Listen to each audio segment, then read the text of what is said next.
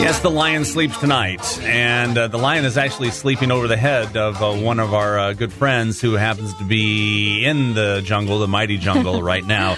Robert Johnson from Myrtle Beach Safari and the Tigers Preserve in the Sankaty area is on his own safari right now in Uganda as we speak. Idi Amin is no longer there, but Robert Johnson is. Robert, we appreciate you. You. Like you said, you're in close proximity to a lion right now, right? I am indeed. In fact, I'm in Ashasha National Park. It's part of Queen Elizabeth National Park.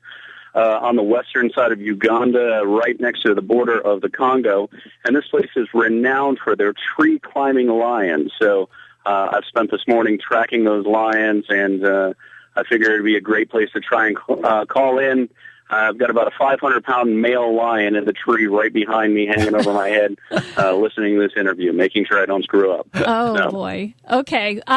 Well, before we get into all the amazing things you've been seeing, there is a mission that you have as part of this this visit and this trip. Tell us what your mission is. Well, we have a very big mission of conservation. So the very early part of this trip, we brought a bunch of guests from the United States on a photographic safari to kind of educate them, get them close to animals in their natural habitat.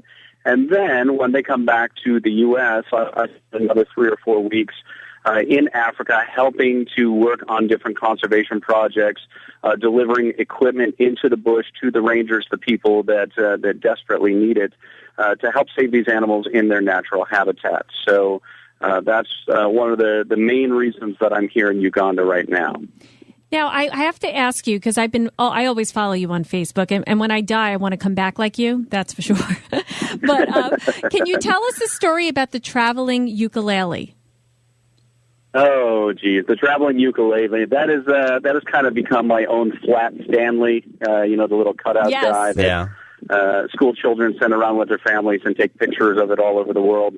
I've started doing that with my ukulele because I take it everywhere. It's a way to keep myself amused, and traveling through Africa, everybody loves it. Everyone wants to play it. So, yeah, of course, you saw on Facebook some of the crazy places I took a picture hanging over the edge of Victoria Falls with it, that kind of stuff. Don't try that at home, though. Now, this safari, is this the safari that you go on a yearly basis where you actually will take people along with you from the Grand Strand area that want to travel with you?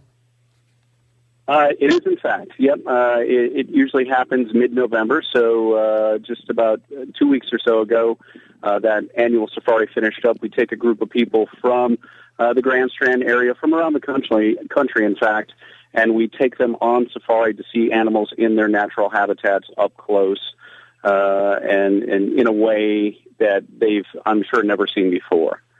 So this is essentially an extension of that trip. Afterwards, that again, I spend 3 or 4 weeks out in the bush doing conservation work after that safari concludes. Now, people can follow you on Facebook, Robert Johnson, with an O-N at the end. If there's anybody out there, there's a lot of young people listening right now, getting ready for school, on their way to school. If someone wanted to follow in your footsteps, what would you recommend them do? I mean, if they really have a passion for the jungles and South Africa and these magnificent creatures all around the country and the world, what could they be doing? What should they be thinking about? Education is very key in a lot of this. So, getting an education about wildlife, finding out exactly what it is that they want to do, because there are so many different avenues. They need to come out and explore and try and figure out what it is that they want to do. And then many of the conservation organizations around the world are desperate in need of help. So they can just directly email those people, contact them, and find out what it is they can do. And, over some time, you start building experience and productive for a lot of these organizations. We're talking with Robert Johnson from the Myrtle Beach Safari and the Tigers Preserve. He's alive in Uganda right now. My wife and I were watching something on PBS. It was a 4-part special, a couple of countries over from you in Mozambique, from the Gorongosa Park that they have there, where they're trying to get the lion population back up because it had been decimated by warring factions that were there that were killing all the big mammals just for food. And now they're finally starting to get back up. Do you see that across Africa, where there are some groups that are out there that are trying to preserve the large mammals, but others that just really don't care? Yeah, absolutely. That's kind of defines Africa in itself. We actually end up doing some work in the Niassa Wildlife Park with lions in Mozambique. But literally 20 miles from where I am right now is the border of the Democratic Republic of the Congo. There are, I think right now there are 23 different rebel groups that are all fighting each other, trying to seize power of different regions of the country. And unfortunately, a lot of the wildlife goes to feed those people. They will end up slaughtering elephants for their ivory to actually fund a lot of those rebel activities. So it certainly is a major issue, particularly in places in Africa that are not that stable. Now, Prince Harry has just been wrapping up his tour of South Africa and denouncing the ivory trade and trying to do what he can to bring attention to the endangered animals there. What do you think about what he's doing? Is he right on track? Or, is he doing the right thing? He is absolutely right on track. And we need people like him out there talking to people, talking to the public, explaining really how much this is decimating the wild, and as many people as we can, as many voices as we can get to let the public know that, even though we're a long way away from it, this is all of this stuff is happening, and it's directly going to affect us, our children, and our grandchildren. So I think what he's been doing needs to be applauded. We're talking with Robert Johnson from the Myrtle Beach Safari. On safari, when I say on safari, you were not actually shooting or killing. You were actually maybe shooting with a camera, but that's about as close as it gets, obviously. But obviously, in the past couple of weeks, we saw, as far as some large mammals, like one of the last white rhinos died. I think there are 3 left in the world right now. We see so many of these animals that are dying, and unfortunately, we might be seeing a lot of extinctions during our lifetime. As a matter of fact, we do, but we just don't know that they are happening. What can we do as an individual to kind of stop these things? I mean, a lot of people look at these, it's like, I can't do anything. I hate to see it happen. But what can an individual just do to help you and to help other groups? The main thing we can do is be conscious about what we consume, especially in the U.S. We're such a consumer society. So we should be very conscious of how much we consume and exactly what it is that we do consume. I know that we've talked about it in the past using palm oil. That is one of the major things that is destroying habitats for orangutans in particular, tigers and gibbons and rhinos in Southeast Asia. Using farmed lumber as opposed to hardwoods that are coming directly out of the forest. All of that wood is illegally being poached. And so being conscious and not contributing to the problem is one of the best ways that we can all actually help. Now, you have told us many times that the tusks aren't, the wanted part of the tusk is not just the part we see protruding from the animal's head. It's way up in the jawbone and the skull, and that's why the whole entire animal needs to be killed in order for poachers to harvest it. I was reading in a National Geographic magazine that a taxidermist actually implanted a GPS chip into a tusk, and they wanted to track it to see what happens in this illegal trade of ivory. Have you followed that story at all?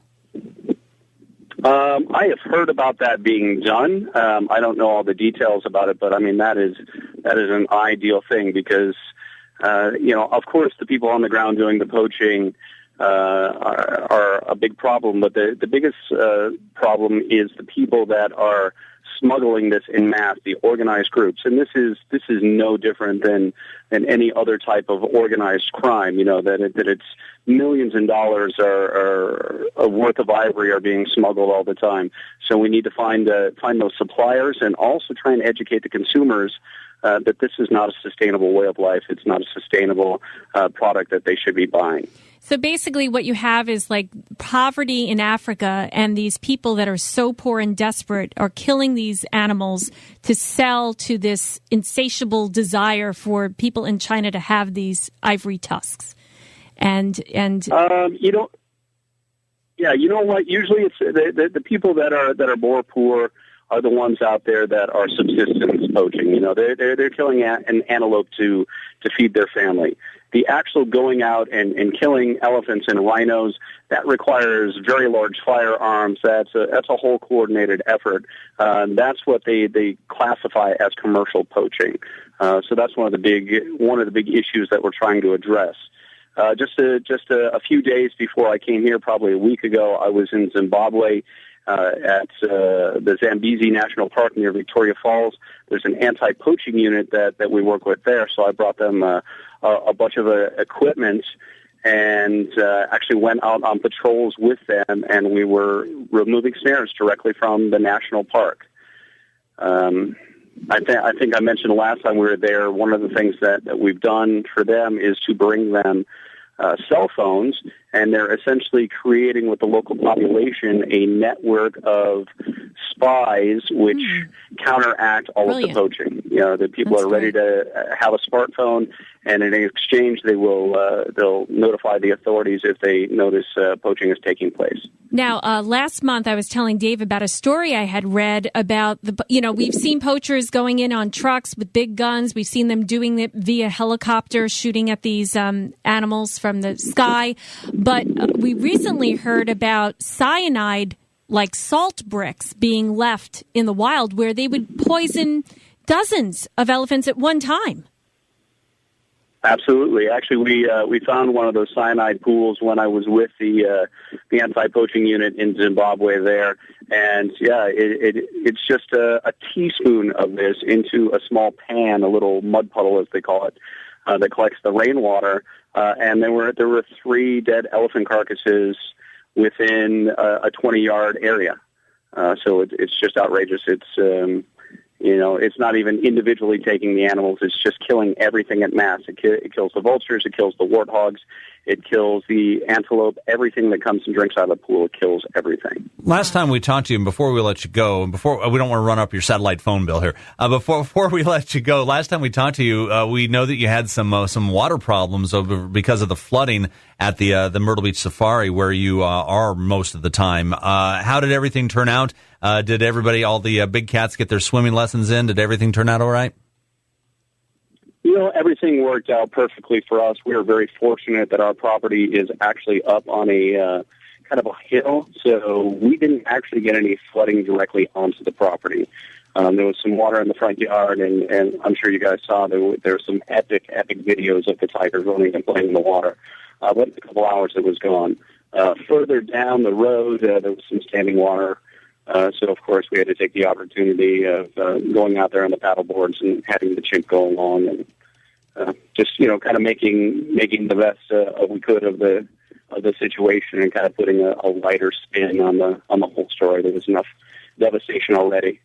Well, we appreciate your time this morning. Robert Johnson, live from Uganda. He is there from Myrtle Beach Safari and the Tigers Preserve. If you want to find out more, myrtlebeachsafari.com. You can find out more at the website. Thanks so much for everything you do, as always, and great to hear from you this morning. What time is it there? About 4 in the afternoon or something like that? Yeah, it is. It's actually, it's 3:15 right now, and I'm actually headed... When I was talking to Liz before, we did a bunch of conservation work with chimpanzees up in Chibali National Park up in the north. So right now I am driving down to the windy, impenetrable forest. I'll be there late tonight, and we're doing a lot of ongoing conservation with the mountain gorillas as well. So that's where we're headed. Again, all the funds, all the supplies, everything is being provided to these people are from the Myrtle Beach Safari and from the Rare Species Fund, the nonprofit portion of our organization. So it's going to be your version of Gorillas in the Mist today. Is that what you're saying?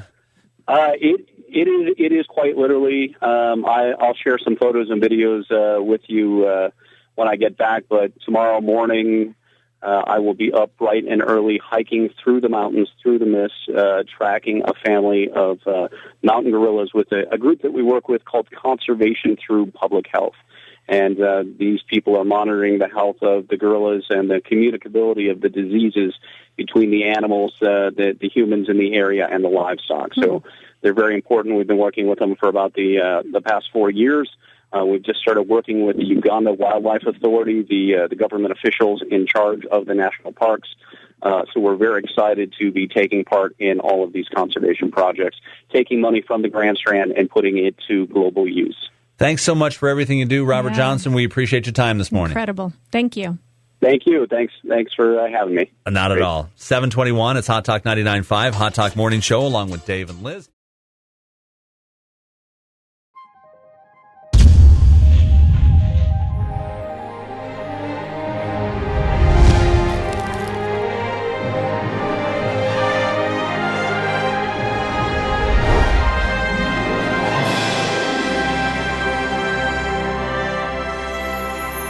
Rare Species Song.